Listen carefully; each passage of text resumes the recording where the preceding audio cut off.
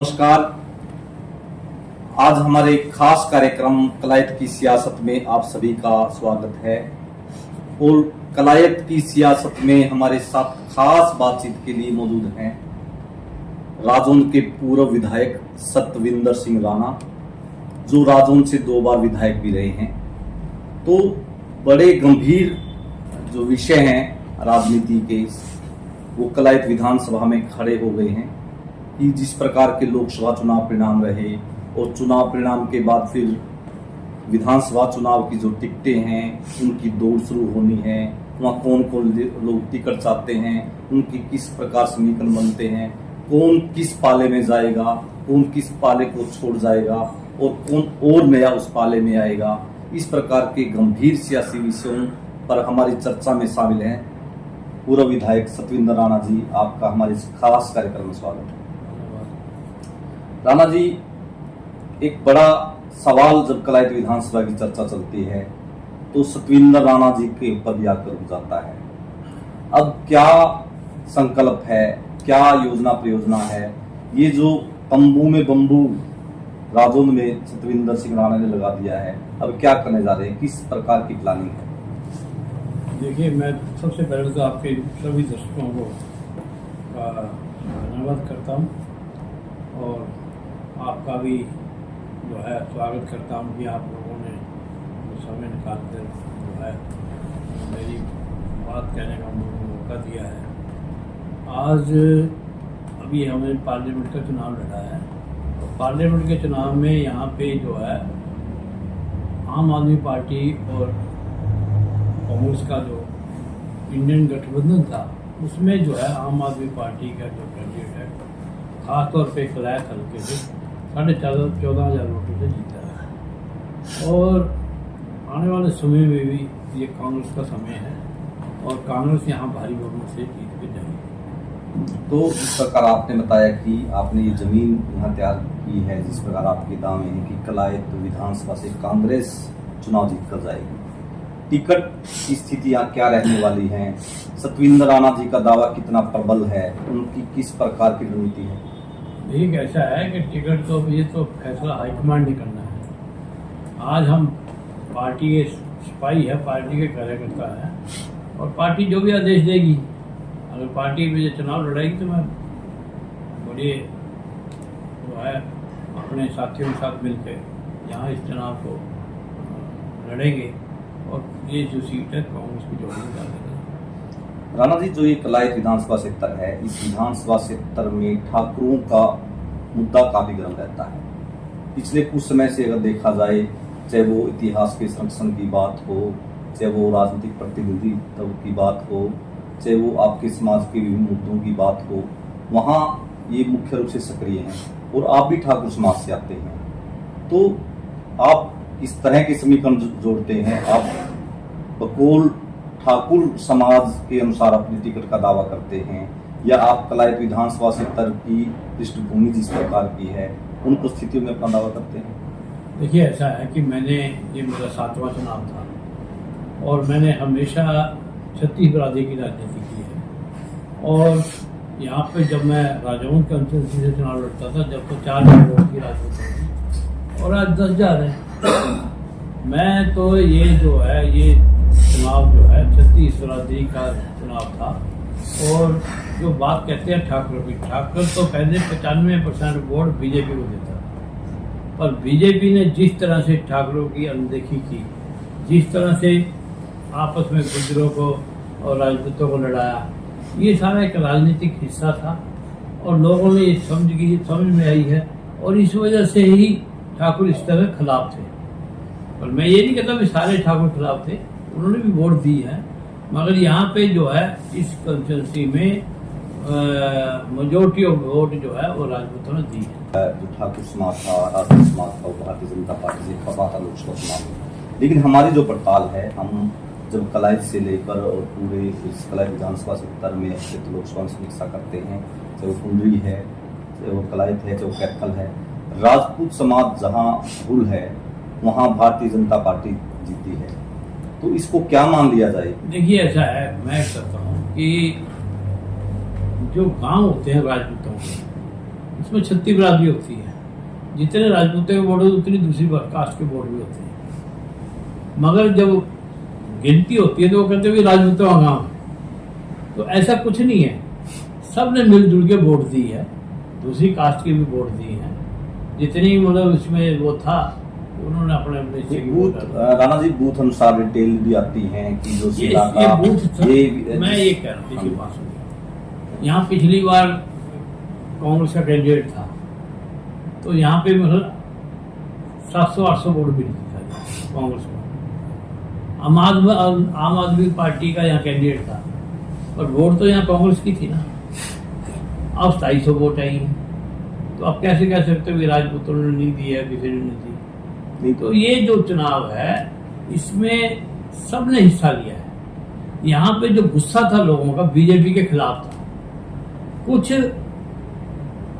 के दिमाग में जो गोदी मीडिया था उन्होंने एक प्रचार कर दिया कि 400 पार 400 पार।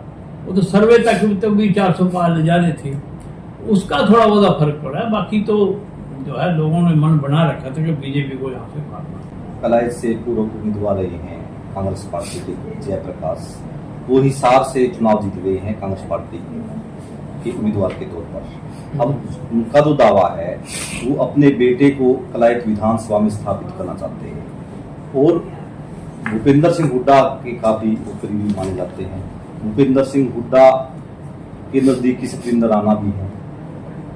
तो जो ये समीकरण जो ये घूम रहा है, यहाँ कैसे अपनी राहें आप बना पाएंगे। वो सांसद भी हैं, वो भूपेंद्र सिंह हुड्डा के करीबी भी हैं। वो ये दावा भी करते हैं कि सुशील गुप्ता को जो वोट मिले वो उनके फेस पे मिले, क्योंकि जो उनके पोस्टर जो कैलेंडर थे हमने देखा कि जयप्रकाश की फोटो मुख्य रूप से चस्पा थी। देखिए ऐसा है कि सबको हक है, जो पार्टी कार्यकर्ता है वो टिकट मांगना। टिकट तो जयप्रकाश जी अपने बेटे के लिए नहीं, और भी कई साथी हैं जो टिकट मांगते हैं। और मैं भी 40 साल कांग्रेस के अंदर ही रहा हूँ और 40 साल में मैंने भी पार्टी के लिए ईमानदारी से कार्यकर्ता की तरह से काम किया है। और ये बात कहना कि भाई क्या है क्या नहीं है, मैंने को जब मैं यहाँ ज्वाइन किया गया था जब तो जयप्रकाश जी भी यही थे, जाके मेरे को उस टाइम पता था कि वो वहाँ पार्लियामेंट में चले जाएंगे। तो ये कुछ नहीं होता है, तो पार्टी ने एक को टिकट देनी है और मैं जो है अपनी तैयारी कर रहा हूँ, जयप्रकाश जी अपनी तैयारी कर रहे हैं। वो अपने पार्लियामेंट में, मैं उनको बधाई देता हूँ कि वो जीत के अपने पार्लियामेंट में पहुँच गए हैं। तो ये तो आने वाला समय बताएगा कि पार्टी किसको आगे रखेगी। मैं उस बात पे नहीं जाना चाहता कि जी मैं, क्योंकि मेरे लिए तो सारे नेता बराबर हैं, सबके साथ हूँ मैं। और जो है ना ये टिकट की जो लड़ाई के लिए बहुत लोग आते हैं और बहुत आगे चलते हैं, और जैसे भी पार्टी आदेश देगी मैं वैसे काम करूँगा। विकास सहारण जयप्रकाश के बेटे हैं, जयप्रकाश नाते में भाई हैं आपके, उधर से भूपेंद्र सिंह हुड्डा भी आपके सीनियर लीडर हैं। वहां से ये प्रबल ये मांग उठ सकती है कि ठाकुर साहब इस बार की टिकट हमें दे दें। देखिए बात ये आ रही है कि मैं, अब आप मेरे से पहले क्या शोर करवा रहे हो, मैं इस बात पे नहीं जा रहा। मैं ये कहना चाहता हूँ कि जयप्रकाश जी जो है वो जीत चुके हैं, आगे उनका विकास का भी अधिकार है टिकट मांगने का, वो पार्टी ने फैसला लेना है। मैं और विकास कहाँ से मतलब बीच में जयप्रकाश जी कैसे, वो तो जो पार्टी हाईकमांड कहेगी वो निर्णय स्वीकार होगा। राणा जी जो ये चीजें हैं, क्योंकि जो कलायत विधानसभा काफी केंद्रित है आपके ऊपर, क्योंकि 2009 में जो परिसीमन हुआ उसके बाद सतविंदर राणा का जो मुख्यालय था, राजू विधानसभा क्षेत्र था, वो समाप्त हो गया, उसको दूसरे विधानसभा क्षेत्र भी लेकर दिया गया। 2019 का चुनाव सतविंदर राणा ने कलायत विधानसभा से लड़ा और 38,000 से ज्यादा उन्होंने वोट हासिल किए। तो राणा जी अब कांग्रेस में हैं, ये बदलाव आ गए हैं, तो जो आपका जो वोट बैंक है, आप क्या ये मानते हैं, दूसरे जो लोग ये दावा करते हैं कि सतविंदर राणा को वोट जननायक जनता पार्टी की बदौलत मिले, ये बात सही है? देखिए ऐसा है, जो ये सोच रहे हैं कि भी जननायक जनता पार्टी की तरफ से मिले हैं, तो जननायक जनता पार्टी तो अब भी चुनाव लड़ी थी, अब आपके सामने पिक्चर अभी कितनी वोट आई है। ऐसा है कि मैं यहाँ पे जब 2009 में डिलिमिटेशन हुआ था तो मैं ही एक ऐसा आदमी था, नवीन जिंदल को उस समय मैंने 13,000 वोटर से जिताया था, क्योंकि उस समय तक तो पार्लियामेंट का चुनाव हुआ था, विधानसभा में मेरे को थोड़ा पता था कि मैं कालका जाऊंगा। तो उस समय भी नवीन जिंदल को ये पूछना कि वहाँ पे यहाँ पे ताकत लगा के 13,000 वोटर से मैंने जिताया। और आज भी मैं ये कहना चाहता हूँ कि 36 बरादरी में जो है प्यार, जो स्नेह मेरे को मिला है, आज इस गुप्ता जी के चुनाव के अंदर जितनी आपा ने मेहनत करी है, बाकी तो ठीक है, जयप्रकाश जी अपने बिजी हो गए थे, उनके कार्यकर्ता भी बिजी हो गए थे, तो सारे कांग्रेसी कार्यकर्ता ने यहाँ भी मिलके आपस में सब ने मिलके, और जेजेपी की वोट तो आज भी जेजेपी तो सारी वो भी मेरे साथ है। मेरे साथ का जेजेपी का मतलब नहीं है, वो तो सतविंदर राणा के साथ है। पहले भी सतविंदर राणा की वोट थी, आज भी सतविंदर राणा की वोट है। तो जेजेपी की वोट कहाँ पे है? जब जेजेपी की वोट होती तो सारे पार्लियामेंट में 6,000 की वोट क्यों आती? यानी कि जो 2019 में जो वोट मिला वो सतविंदर राणा का फेस था, वो उनकी। यस, मैंने सतविंदर राणा ने मैं बताता हूँ कि मेरा 2005 से 2009 में जो मैंने काम किए, मेरे कार्यों को करके लोगों ने मंडियाँ बनाई, यहाँ पे स्टेडियम बनाए, नहरें बनाई, सड़कें बनाई, मैंने काम गिनाए अपना। पार्टी जो नेता हैं एहसान जताते हैं कि सतविंदर राणा को उन्होंने टिकट दिया, वोट भी दिलवाए, पार्टी में ओहदा दिलवाया, देखिए सही है? देखिए मैं बताता हूँ, मैं दुष्यंत जी के पास टिकट लेने नहीं गया, तो दुष्यंत जी मेरे पास आए थे।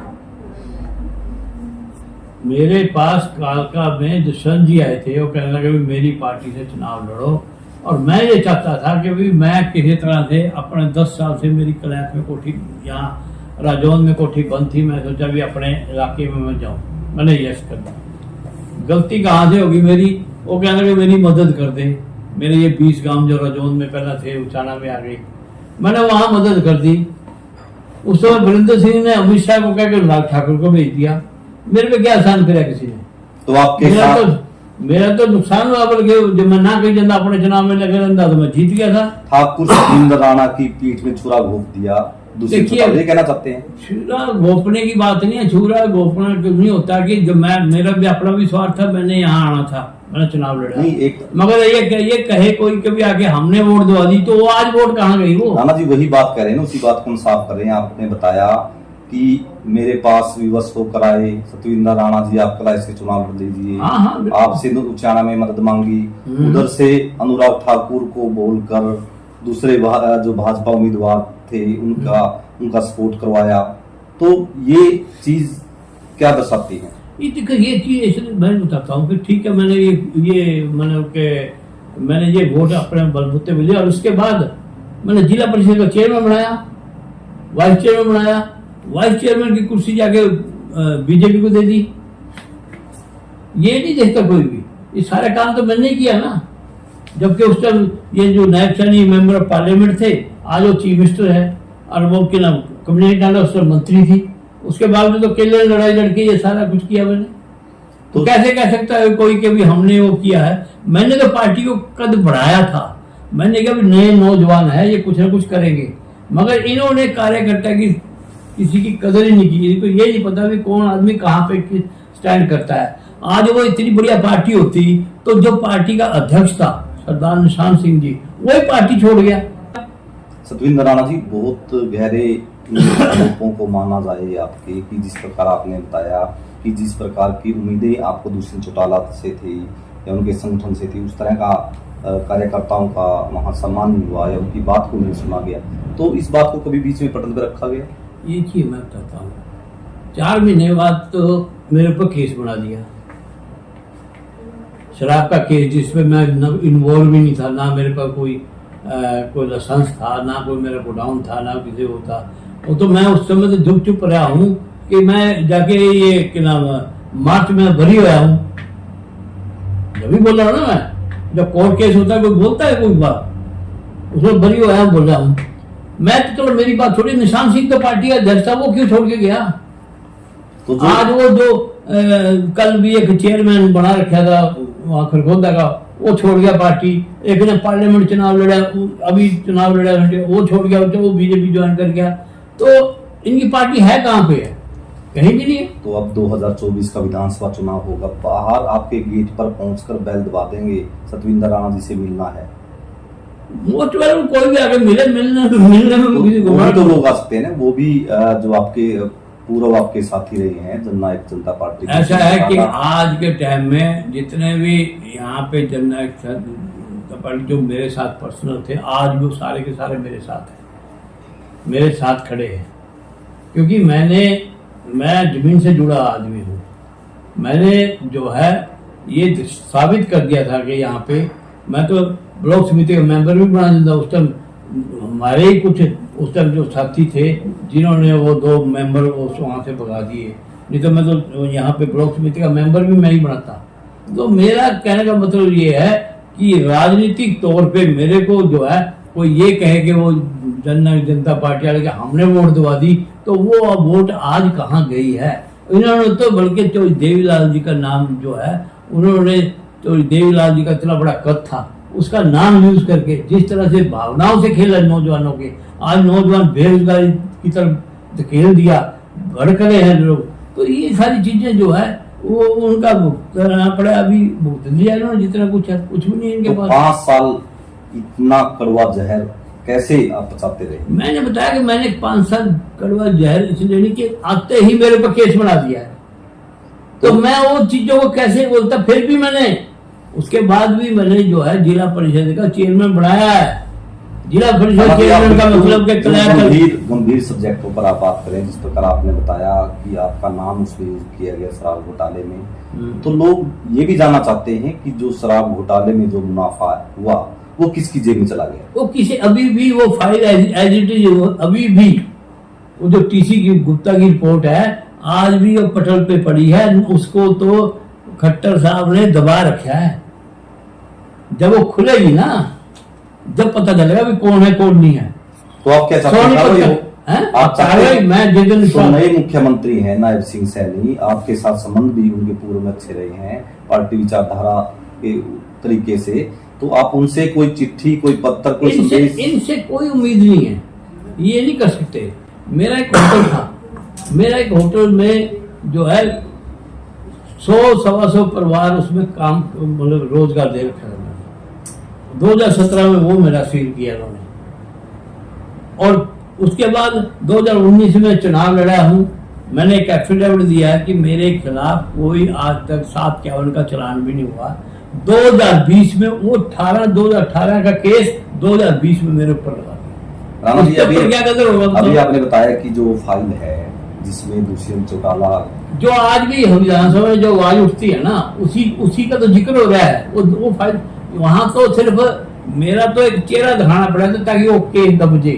तो अगर परिस्थितियां अनुकूल होती हैं, सतविंदर राणा जी जिस प्रकार की राजनीतिक लक्ष्य लिए हैं, अगर परिस्थितियां अनुकूल होती हैं तो क्या उस फाइल को खोलकर दुष्यंत चौटाला के खिलाफ आप कार्रवाई चाहेंगे कि जैसे आप सलाह के पीछे मैं तो पहले तो उनके खिलाफ केस करूंगा मानहानि का, जो जिन्होंने मेरे ऊपर केस किया है उसमें सारा आ जाएगा। वो आप ही नाम लेंगे किस केस का, मैं क्यों लूंगा किसी का नाम? मैं तो उस एसपी का और उस इंस्पेक्टर का सारे के नाम लूंगा। मेरे को आप ये कह रहे हैं कि मैंने कहा कि इन्होंने कोई कसर नहीं छोड़ी। ये मेरे साथ नहीं, इन्होंने हर वर्कर के साथ अत्याचार किया, इन्होंने हर वर्कर की अनदेखी की है, इन्होंने अपना घर बनाया है, चारों हाथों से पैसा लूटा है।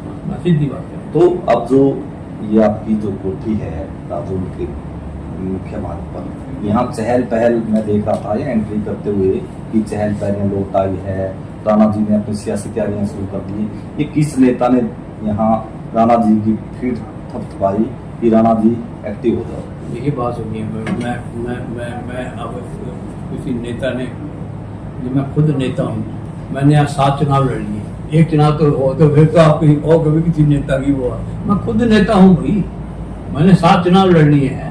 अब तक मैं पीछे ऐसे ही फिरता रहूंगा कहीं ना कहीं, ऐसा कुछ नहीं है। तो किससे मांगेंगे टिकट सतविंदर? मैं राहुल गांधी से मांगूंगा। राहुल गांधी से टिकट मांगने जा रहे हैं, और राणा जी अभी एक बात भी लोग के लिए इसको साफ करना चाहेंगे कि जिस प्रकार आपने बताया कि 2019 में आपके पास पहाड़ियों की वादियों में चलकर दुष्यंत चौटाला गई कि राणा जी आज आप हमें आपकी मंत्री की जरूरत है, आप कलायत विधानसभा चुनाव लड़िए।